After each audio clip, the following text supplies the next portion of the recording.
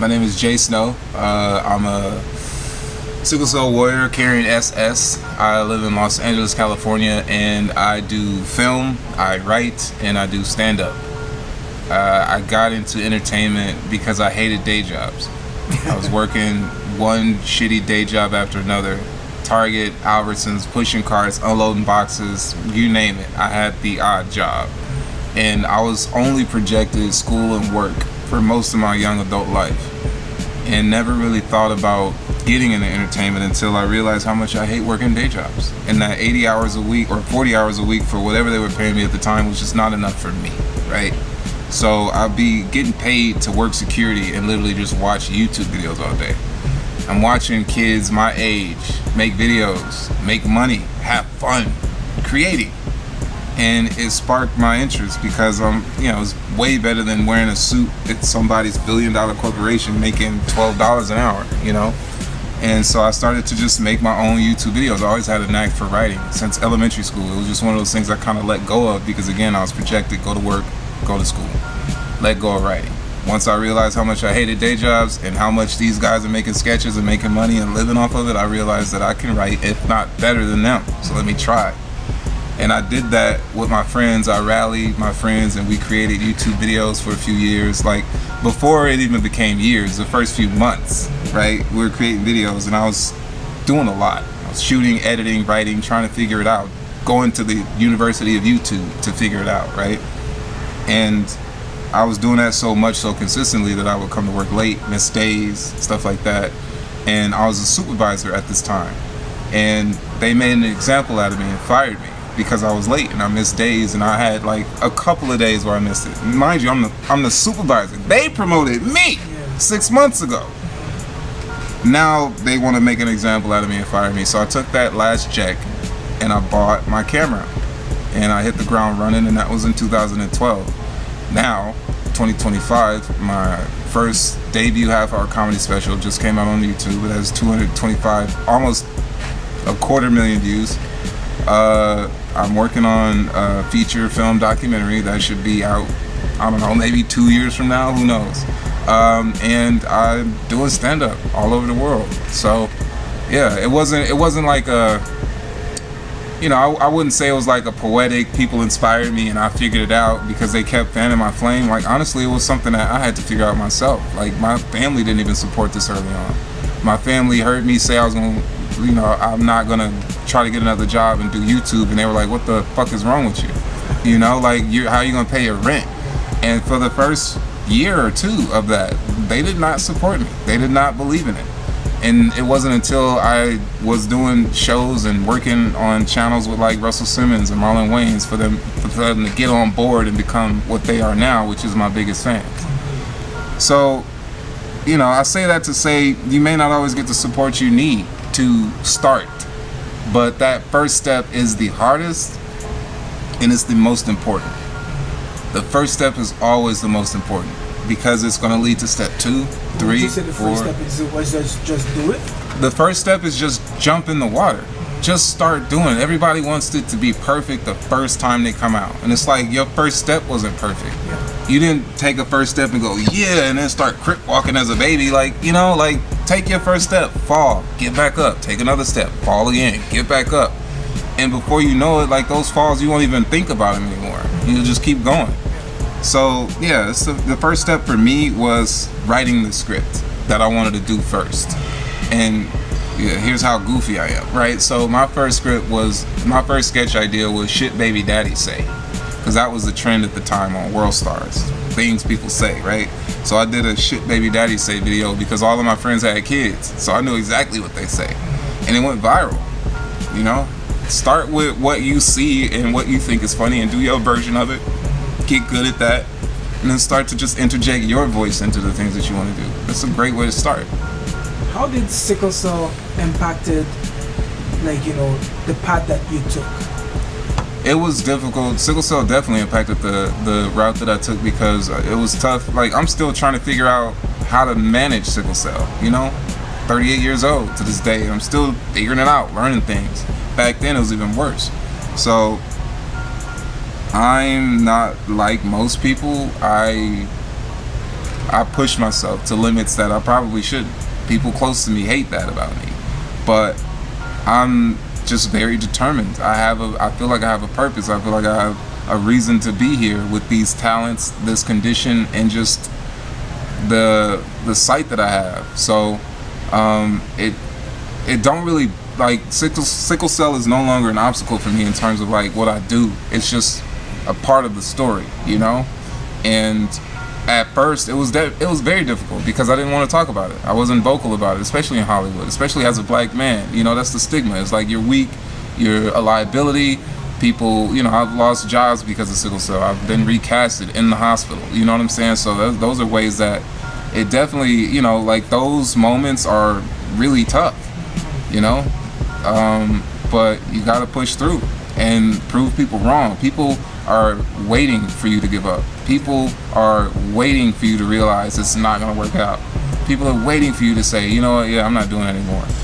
And you got to prove them wrong if you really are passionate about it, if it's burning in your soul, if you get woken up out of bed by these ideas, it's not going to leave you alone. You don't want to grow old with those ideas. So get them out, you know? So, how old were you when you were diagnosed with sickle cell? 2 years old. So, growing up, like, you know, your life was impacted by sickle cell, going to school, jobs, etc. Yeah. So, at one point, how did you get to the point where you decided to use sickle cell as a tool for your comedy? It took a minute, because at first, like, my first love is film, right? I do stand up, but my first love has always been film. I wanted to do film before I wanted to do anything. As a producer? No, as a director. Like, I would be holding the camera, shooting my sisters and her friends dancing and stuff like that. So like, I was always holding the camera at some point, and I was like, how can I tell a story about sickle cell without it being about sickle cell? And one of the things that came up was a real story for me, where I was hooking up with this young lady. I had been drinking and just, you know, living like I don't got sickle cell. And while we were hooking up, I triggered a crisis. And this was like our first time, you know? And so like, I hid it from her, snuck out of my own bedroom and drove myself to the emergency room. And I was like, that seems like a cool story. You know, me doing my film research, I understood that when it comes to film, there's two things that everybody can relate to: fear and laughter, and love, obviously. So like, rom-coms, those are always, or most likely, going to be successful. Horror films are most likely going to be successful. So I did research. I literally watched rom-coms. I watched a bunch of rom-coms. I discovered there's a formula behind it. Yeah, there's a formula behind. Like, you gotta absorb so you know what you want to do, what you don't want to do, what you can do, what you can't do. Like, that's why people say study, do your research, study what you want to do. And it ain't going to fucking school and reading books. It's just going to watch movies, reading a script. And so I decided I want to go the rom-com route. I'm gonna tell a love story about a guy who doesn't want to tell his girlfriend that he has sickle cell until it's triggered on their first date. Boom. Simple idea. Feel like everybody can gravitate toward it. I'm pitching this to people. They're like, I don't know. It's kind of heavy. How's that gonna be funny? I'm like, it's gonna be a rom-com. It's funny. They're like, he goes to the hospital. It's funny. That's resistance. That's what you call resistance. Okay. People are trying to tell me to stop and give up. They don't get it, so you shouldn't do it because I don't get it. Like, no, just because you don't get it don't mean somebody else won't get it, right? So I proceed. I fundraise and raise up to like $15,000 for this film, right? And this was like 2 weeks before I had already scheduled principal photography. So I don't know I'm gonna have the money for this film. I'm just planning to do it, right? Regardless, if I got $5 or $15,000, I'm gonna try to make this film. And that's the attitude you gotta have. It's just getting it done. And so we shoot it. I have great crew, great, post-production crew. Film is done. Putting it, I have the film made, and I send it to some of the same people who saw the script and heard the pitch. Completely different response. Oh, this is amazing. this is so funny. Oh my God, I didn't know this. I know you didn't know. I know you couldn't see it. I have the vision. And I realized in that moment where my court was, right? You have to, as a creator, realize where is your strongest court. Where do you need to bring people to understand you the easiest, right? And for me, it's not in the pitch room. It's not in the pitch meeting. It's not having conversations trying to tell you my idea. It's not even on the script. It's on the screen. If I can get my idea to the screen... So you have to get the final product to get them there? No, you have to... What I'm saying is, before you start to tell people about your idea, you have to have the complete vision of it. Because what's going to happen is it has to be clear for you. Huh? It has to be totally clear for you. Yeah, for you as the creator, you have to know your idea in and out. Okay. Because what's going to happen is when you start to tell people about it, they're going to be like, I don't get this part. What if you did this? What if you did that? And then it becomes something else. So get as clear as you can on your vision. Try to bring it as close to completion as you can before, hey, you want to see this? Because again, that worked for me. It's like I saw it. I was telling them the same idea, but when they saw it, it was completely different reaction. Because, you know, they got it, you know? So I know that there's power in completing it, or at least getting it over the edge, because everybody has an idea. Everybody has something they want to do, and people are tired of hearing that shit.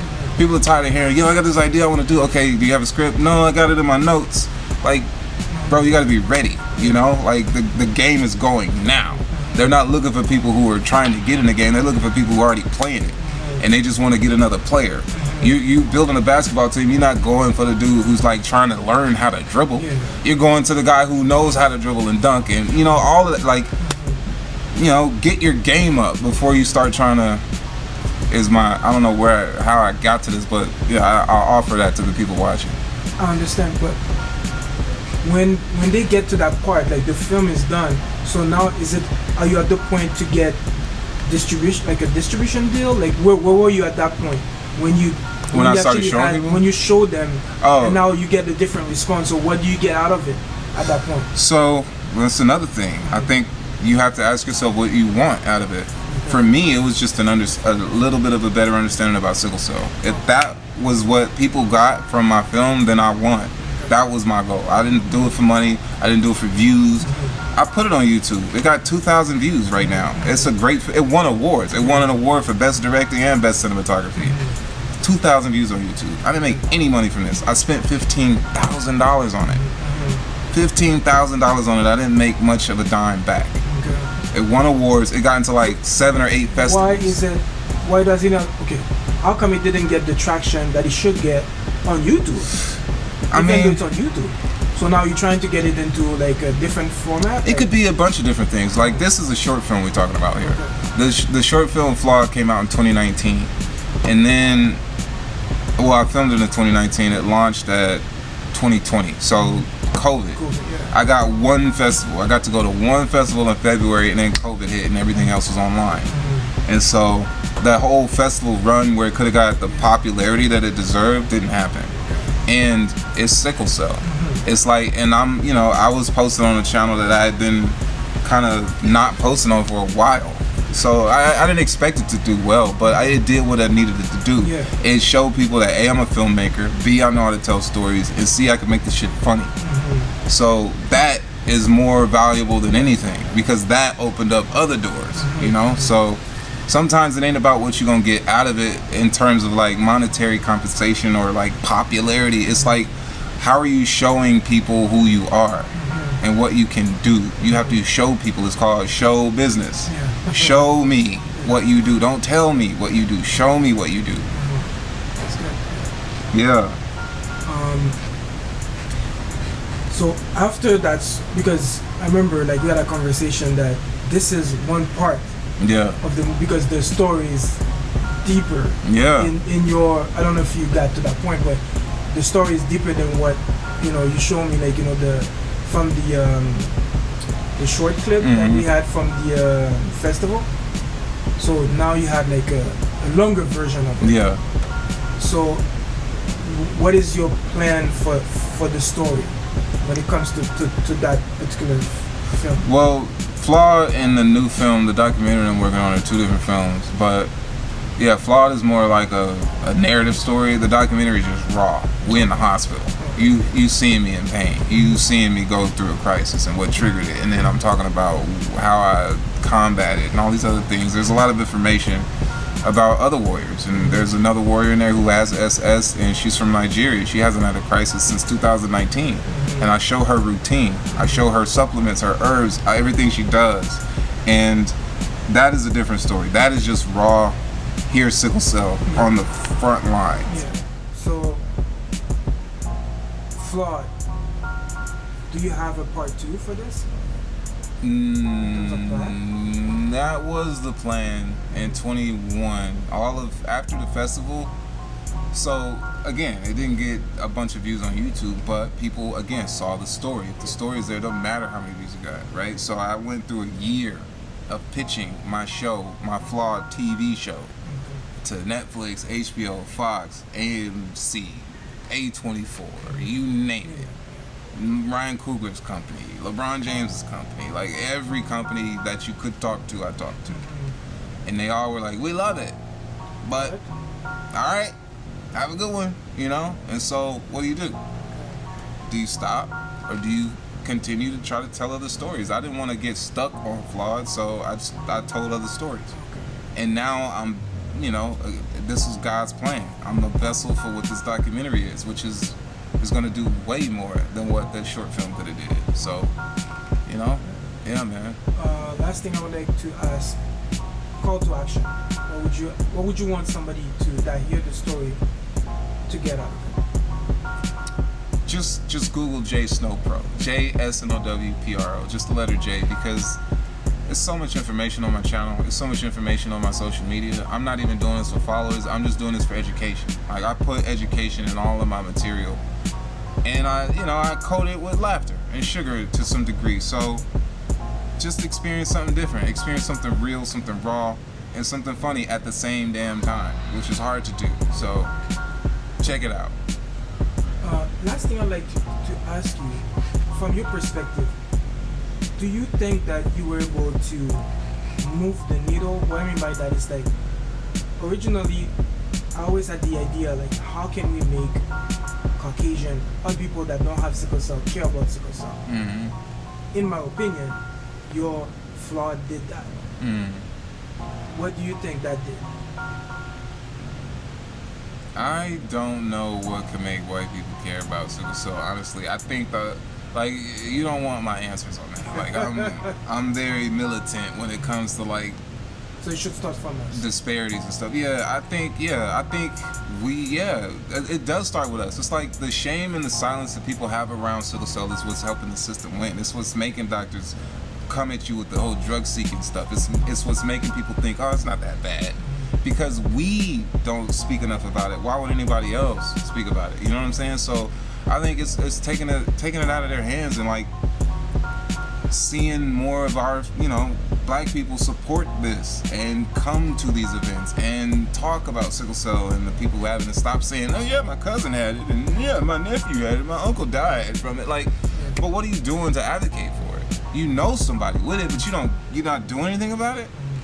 That's the problem, bro. It's like, yeah, they can help. It would be dope, but let's be honest. White people get involved when money's involved. So when they figure out a way to actually, fuck that. They are already involved. You know what it's called? Big Pharma.